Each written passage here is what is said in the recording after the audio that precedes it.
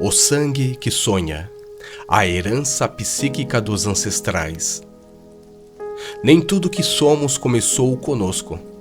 Há em nós gestos que não aprendemos, dores que nunca vivemos e imagens que sonhamos sem nunca termos visto. Algo mais antigo que a nossa história nos atravessa, como se o nosso sangue ainda sonhasse com aquilo que nossos antepassados não puderam terminar. Sangue antigo, sonho vivo. O sangue que corre em tuas veias não é apenas um líquido vermelho. Ele é um rio profundo que vem de muito longe. Um rio carregando sementes de histórias, restos de batalhas esquecidas, danças ao redor do fogo, preces sussurradas por avós que nunca conhecemos, mas que ainda vivem em nós como pulsações sutis, como lembranças sem rosto. Jung dizia que a psique não começa em nós. Somos a continuação de algo muito mais vasto, muito mais antigo. O inconsciente pessoal é como um cômodo dentro de uma casa muito maior. O inconsciente coletivo.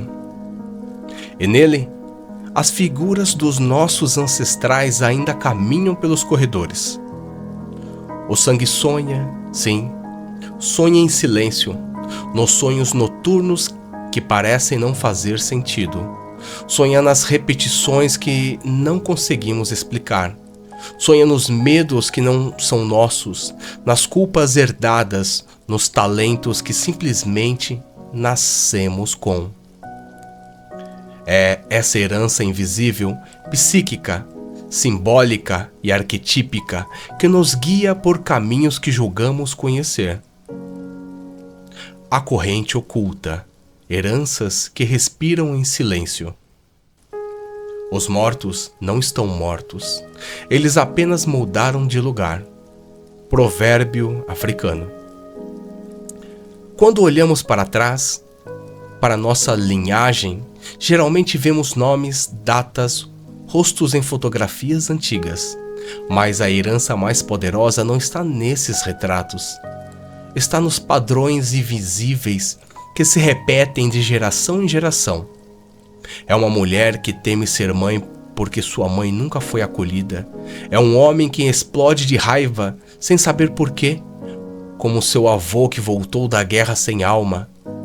É uma filha que sonha com florestas e deuses antigos sem nunca ter aprendido sobre eles. Essas heranças se transmitem por símbolos, gestos, feridas. O entrelaçamento entre os arquétipos do inconsciente coletivo e os padrões familiares inconscientes. Assim, as vozes dos ancestrais continuam falando em nós, muitas vezes como sintomas, outras como talentos, às vezes como chamados. Há sonhos que não são teus, mas pedem para serem sonhados por ti. Sonhos herdados, a linguagem dos antigos.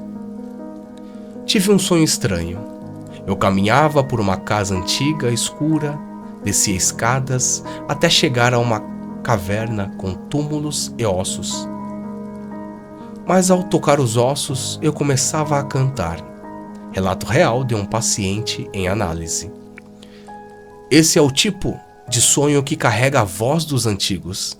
A casa representa a psique e a descida é um símbolo clássico do retorno às origens. Os ossos são os restos dos que vieram antes e o canto é a reconciliação com a língua.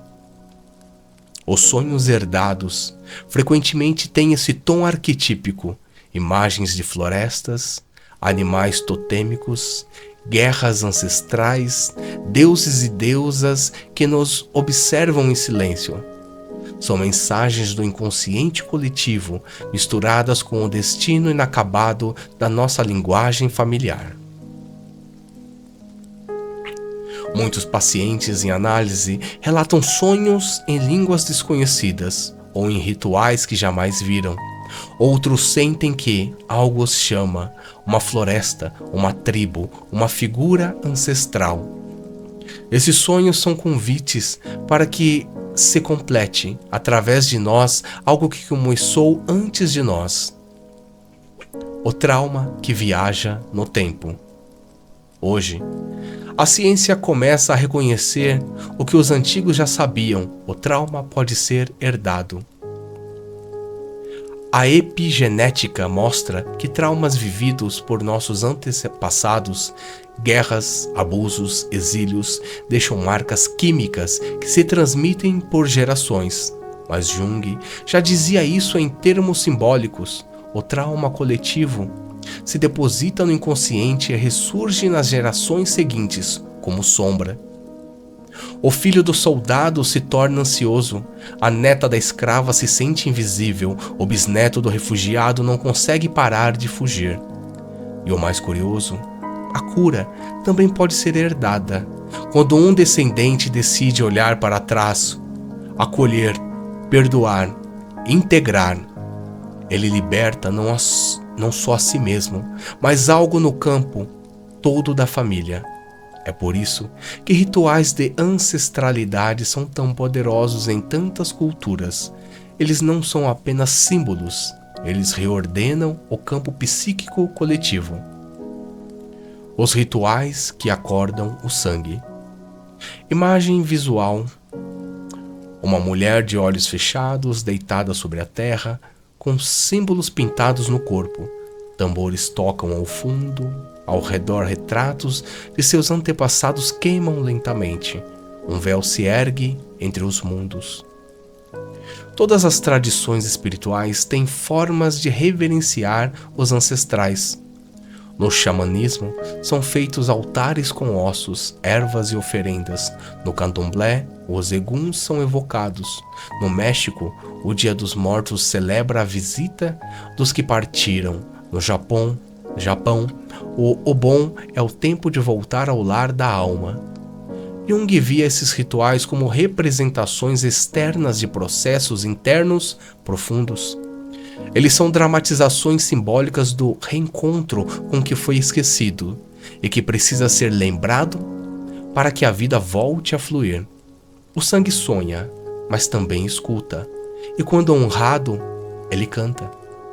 Os arquétipos da linhagem. Em muitas análises, percebe-se que certas figuras arquetípicas surgem como guardiãs ou feridas da linhagem. Um avô tirânico pode aparecer como um velho rei ferido, uma avó intuitiva como a grande mãe. Quando essas figuras não foram reconhecidas, reprimidas ou expulsas da família, elas retornam como sombras internas. Integrar essas figuras é um processo de individuação transgeracional. Não basta curar o próprio ego, é preciso reconhecer os arquétipos herdados e deixá-los se manifestar de forma simbólica e consciente. Assim, não repetimos, transmutamos. A alma do clã. Jung dizia que o inconsciente não é apenas pessoal ou coletivo, ele também pode ser familiar. Existe uma espécie de alma do clã, uma psique grupal que tem seus próprios mitos, sombras, feridas e destinos. Algumas famílias vivem ciclos de repetições. O pai abandona, o filho abandona, o neto abandona. Outras carregam dons específicos, intuição, arte, que se chama de mediunidade, coragem. Reencontrar a alma do clã é como ouvir novamente a canção esquecida de um povo pequeno, um povo que vive dentro de ti. A missão do descendente. E então surge a pergunta: e se tua missão não for apenas tua? E se a dor que você tenta curar for a dor que seus antepassados jamais puderam nomear? E se a flor que você cultiva, flor a flor, que não pôde nascer no jardim da tua avó? O sangue que sonha também espera por alguém que tenha coragem de ouvir, dançar, recordar. Alguém que quebre o ciclo, que diga basta ou diga obrigado. Alguém que, ao olhar para o passado com olhos abertos, liberte o futuro.